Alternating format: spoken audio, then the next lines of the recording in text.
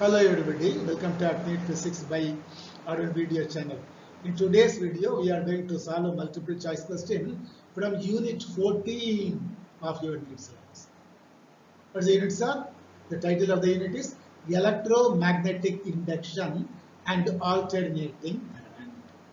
What is the question, sir? This question has been asked in the NEET examination in the year 2016.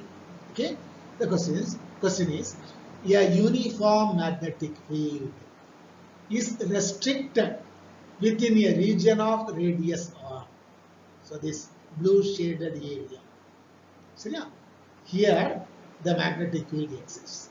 The uniform magnetic field is restricted within a region of radius small r. This is small r. The magnetic field changes with the time at a rate dB by dt. Of course. Now this is loop 1 and this is loop 2.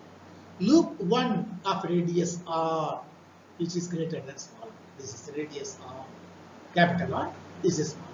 So capital R is less than small, greater than small r. Encloses the region r, and loop 2, this is loop 2 of radius r, that's the very same capital R, is outside the region of the magnetic field as shown in the figure. Then the EMF generated is how much? That is the question. For loop 1 and loop 2. So EMF generated in loop 1 is how much? In loop 2 is how much? So minus dB by dt into pi r square, capital R. This is the radius of the region, r square, in loop 1 and 0 in loop 2. So yeah, okay. Rendahad, option 2, minus dB by dt into pi r square, but not capital R, but small r. This is where the magnetic field exists.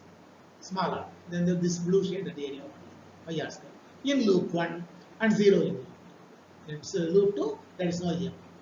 That is option 2. But option 3, 0 in loop 1, 0 in loop 2. There is no induced EMF will be generated. Okay, that's it.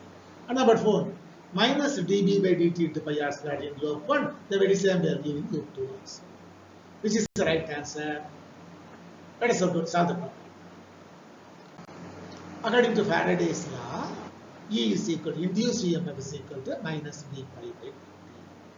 What is d phi by dt? Rate of change of magnetic flux in the given area, given region. What is phi? Phi is equal to B into A. That you know, B is the magnetic field induction and E is the area enclosed. So D into BA by dt.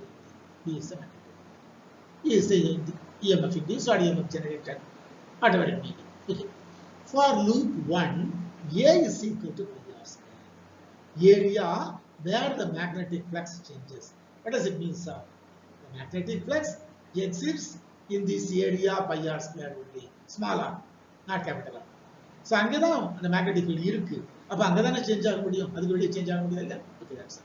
So, epsilon is equal to minus dBA by dt. dB by dt.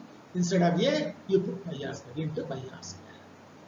So, dB by dt into pi r square. The pi r square will be that's cutting outside the bracket.